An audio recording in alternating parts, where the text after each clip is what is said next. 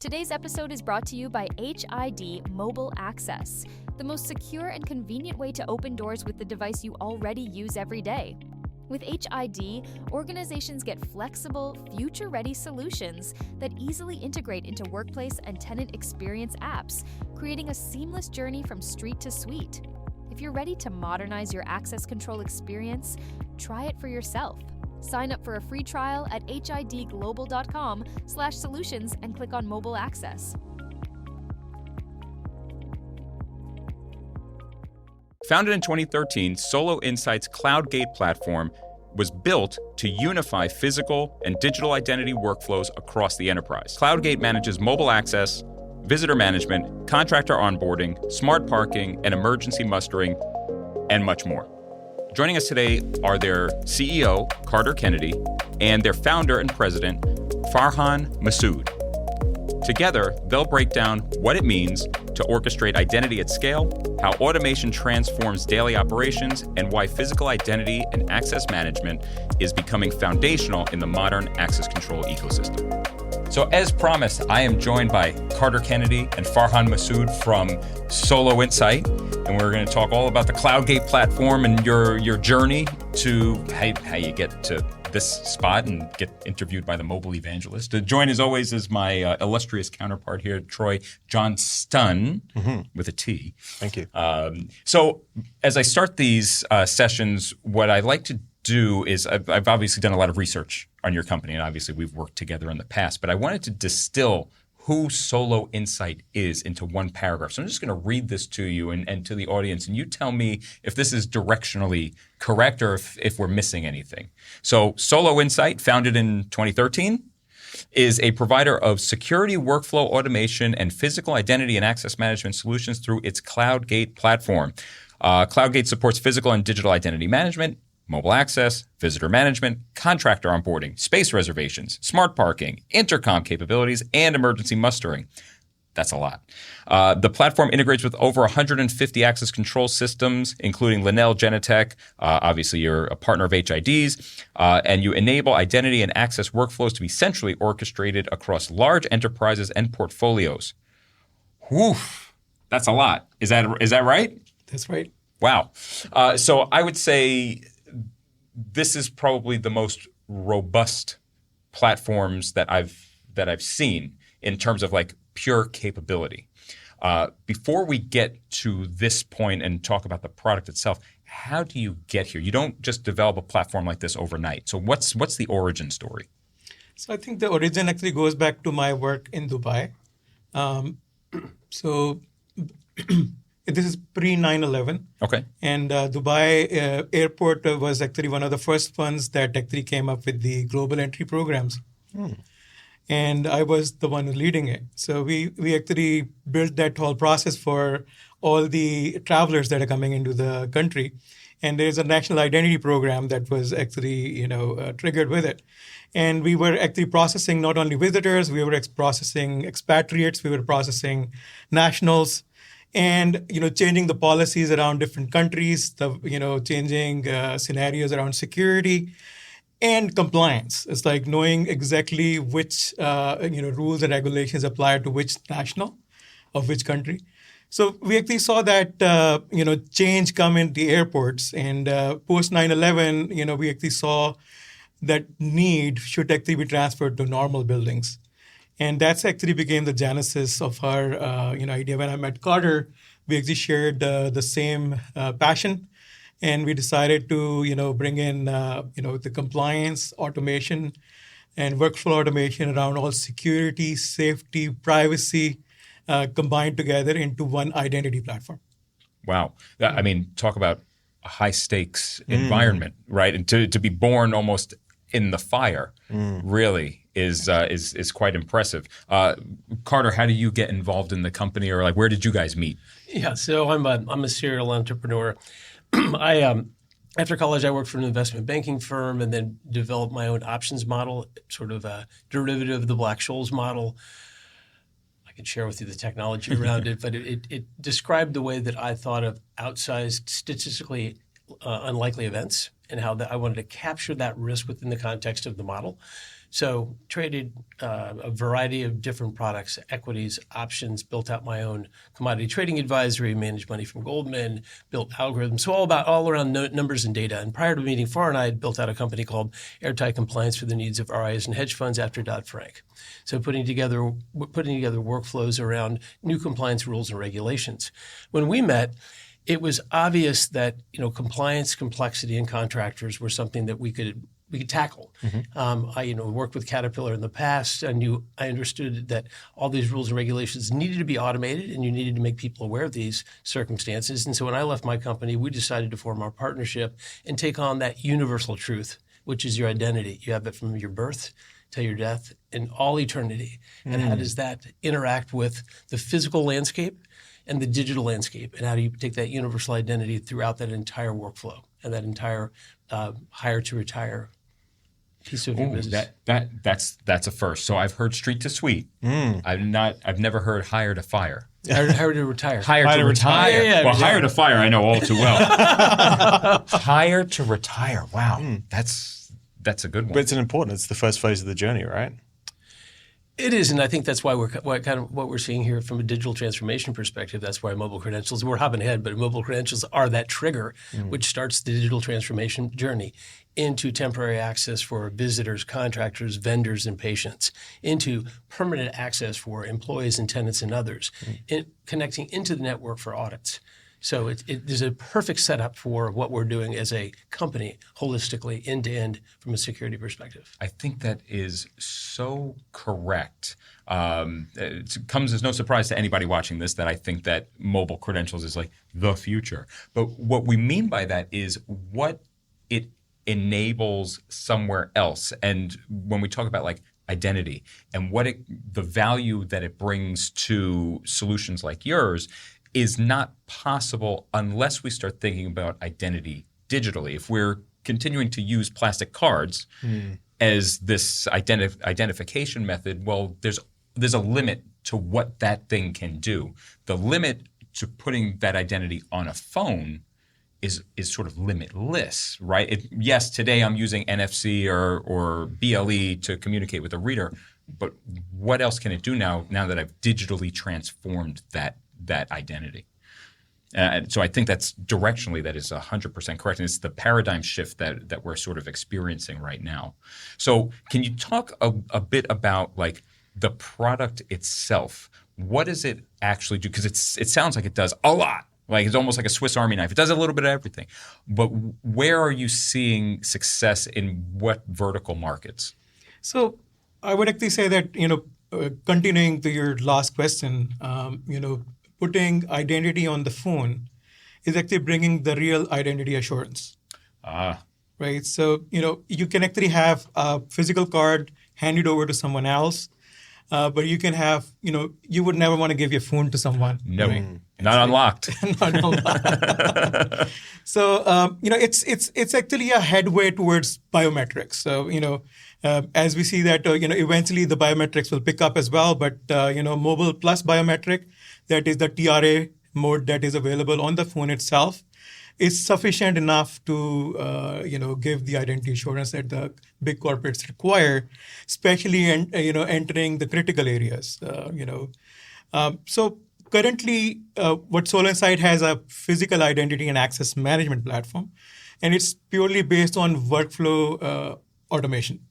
And, it's a no-code tool so that you don't have to go and, rewrite different requirements, different clients, different processes.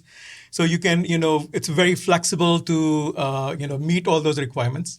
And we actually take on, as Carter said, complete journey from onboarding, transfers, and, offboarding of people. And not only just that, we link that with their digital identity. So if you have Active Directory, you have Okta, you have, any of these, SSO tools that you use. And we wanted to bring the same IAM functionality that was available to digital security to physical credentials and physical, security of itself. So that's where the physical identity and access management born. So I feel like physical identity and access management, also known as a PAM or PAIM, sort of gets a bad rap because it sort of gets weakly associated with a PSIM, which for many years in the video surveillance world, which a lot of security systems integrators had the fortunate or unfortunate experience of having to work with, was this big clunky thing that was trying to stick square pegs in round holes and get a bunch of stuff that was never designed to work together. And then we have companies like yours that are doing it actually quite successfully in the access control space. So what would you say to a systems integrator that's looking at a platform like yours? Is this something that they need to be afraid of, that it's going to break, that it's brittle like an old PSIM, or should they be thinking about your platform differently? They're thinking it differently. I think it's total software driven. So there are actually layers that interact with hardware, but it's purely software driven. It has self-healing capabilities. It has artificial intelligence that's constantly looking at the connectivity and making sure the latency is covered, and any areas of errors that could be removed. But I think it's actually a way for them to assure their customers that their identity programs actually will go very well, and they will be utilized.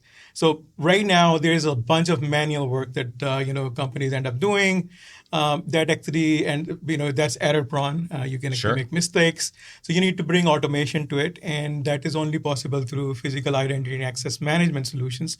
I understand that PSIM has actually some bad name, but we actually looked at identity governance and workflow automation.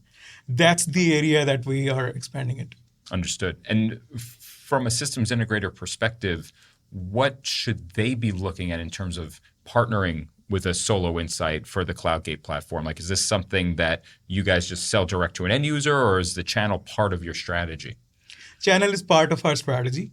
And we actually already work with the major integrators in the market, and we're constantly signing more of those. Carter can actually put more light on that.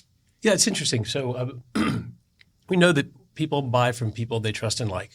So this is a very hands-on business, and developing these relationships. We were out with one of our partners the other night, and he said, Carter, you've only been in this business for a very short amount of time. And I said, I've been here more than 10 years. And he goes, that's nothing in this industry. You're a baby. Yeah, right. But I think that one of the things that integrators have done a great job of, and as they become more future looking, they're trying to figure out not how I sell a burglar alarm or a kiosk or a piece of hardware and have to go back after 5 or 8 years and resell that, but how do I provide workflows that can actually substantially and materially add ROI with no rip and replace, become very sticky to these customers, and how do I get a piece of that software business? And then the other piece of the puzzle, which I think is very interesting, is a trend that we're seeing in the market. The CISO is now having the CSO report to him. We're seeing it. Many of the challenges from a network perspective have been solved for it. Trojan horse, man in the middle, force attack. But what hasn't been solved from an attack vector perspective is that insider threat. So who comes into a building? So we have a major bank client. They had an issue where driver's licenses were misread, and they found people walking around looking for a computer to steal, or they're trying to get into a data room. Wow. You can't stop that from an attack vector unless you have the security from a physical perspective. So the trend that we're seeing is that cyber is saying, wait, we're not complete. In order for us to have a complete security stack, we need to add the physical component. That's interesting. So we're going to get dragged up into that to complete that whole stack. So from your perspective, it's the IT perspective leading it, but now it's 100% essential that both security or physical security and IT work together now. Exactly, and a different budget we're tapping. Yeah. So this is coming from the C-suite. It's not coming from the CSO. Yeah. And the digital transformation would not happen without including the physical. Yes, of course. Yeah, it's funny. I was chatting with a life sciences customer, and they had made the jump to wallet, and their stance was TRA only In other words, so TRA, for those who don't know, is it mimics the Apple Pay, Google Pay experience that you have at like a cash register. I go to pay for something, I present my phone, I have to unlock my phone and select my card.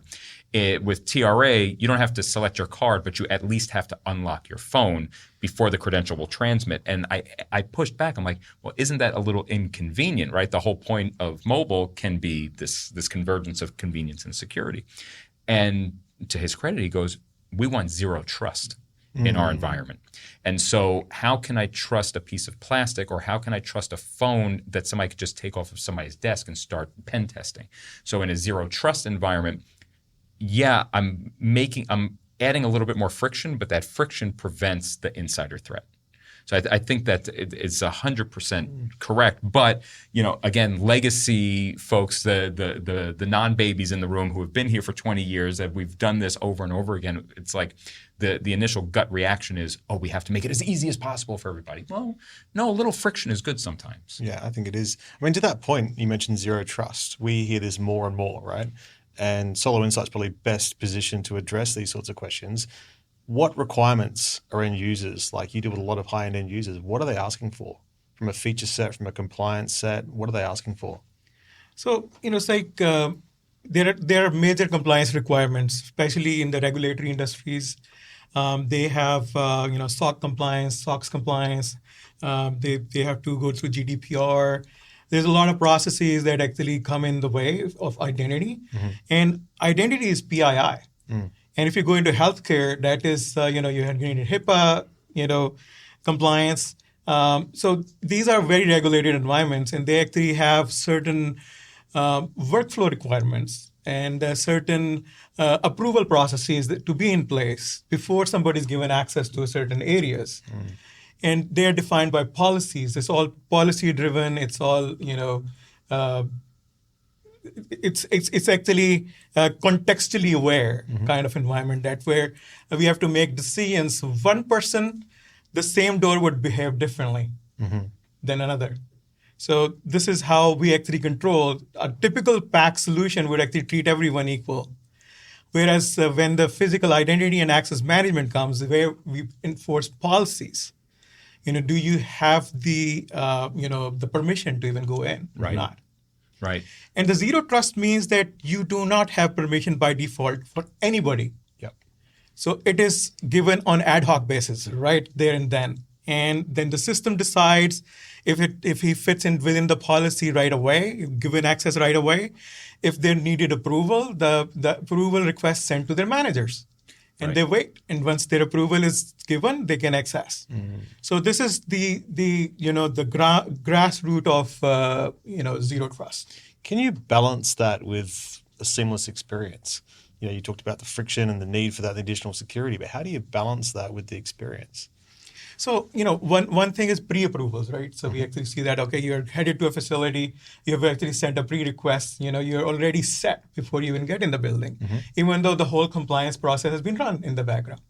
So, the pre-process is one of those. And then, having everything digitally available to you. So, it's like not only that you've, move toward the mobile credential, but the experience could be a text message followed by it, which actually requires approval or not approval, would actually give awareness to people. So typically today, if you actually see, you go on a reader, you swipe your card, you don't know why you're denied. But now we can actually provide you with the information that why were you denied, and how would you get access if you need to. Wow, so that automatic feedback. Absolutely. Yeah. Okay. So maybe let me seed a question I want Farhan to answer. But philosophically, what's taking place with the technology that we're bringing to different enterprise challenges is from a risk analysis and risk perspective, companies want to have a proactive and not forensic approach to all of risk. So they want to be able to look at anomalous behavior and take action before something terrible occurs. And so Farhan can share a little bit about some of the AI things that we're building to kind of manage and monitor that digital sentry, that AI sentry that sits on top and watches anomalous behavior and pulls things and gives you the alarm before something bad happens. Yeah, I think it's very important to the system to behave as they are contextually aware with the current situation, the identity, to the extent they know that, this person has just recently been hired. He's on the wrong floor. It's the wrong time. He should not be here at all. So we stop his access rather than you find it later on in the annual audit that somebody accessed it and we don't know what he took. Right. Yeah, that's so interesting because you made a comment earlier of like access control treats everybody the same. And I was like, is that true? And then you just said that and I'm like, yeah, he's right. Because I may have had access denied or maybe I did get access granted, but why were you here at 7 o'clock in the morning? You never come here at 7 o'clock in the morning. It's just a binary reaction with no context. Yeah. So what you're talking about is almost like adding a human element, right? You're providing context and analyzing it and going, well, that's logical or illogical. To your point, an early starter, maybe they are lost, as opposed to the employee that's been there for 2 years that is now wandering the corridors at midnight. And the intelligence should be to the level if the system knows this is a CEO and he has access, even though he does not have access. Yes. Right? So he should be able to override. Right. So it's like it's not only the the negative side of it; it's the positive side of it as well. Yeah, it's funny. One of the best examples I could think of something like this, where AI was not used in this case. This is going back a few years. I was still working for Genentech at the time, and I was talking to a higher K through 12 customer, and I said to them, "How often do you check your access control logs, like to look for access denied events?" And they're like, "Oh, never. Nobody ever gets access denied." I'm like, "Okay." Run a report right now. And of course, many access denied events came up. A lot of it was just people using their gym card by accident or whatever. But a number of them, because they had credentialed all the students, a number of them were students getting access denied at 5 o'clock in the morning, 6 o'clock in the morning. And they ended up doing an investigation and trying to find out, like, why were these kids trying to get in? Well, because mom or dad left the house at 5 o'clock in the morning and they had to go somewhere. And ostensibly, they turned this child away from the facility. And so now they had to have a whole policy conversation. So it's not always necessarily people doing the wrong thing. Maybe if we had some context around what they're trying to do, we can fit that in, right? If you're here at 7 o'clock in the morning and you get access denied because you're out of schedule, well, shoot, maybe I do want you in here because you're eager to work. So like I think AI for that is fantastic. For example, you're 15 minutes early, Right. And the system would deny it because they say that you have to come back exactly 15 minutes later. But the system should be able to judge that, okay, he's just 15 minutes early. We can actually, let him in. Yeah, give him a little grace. Give him a little grace. Wants to come in and work. And one other area that you may not have heard this term. Have you heard about identity cleansing? No.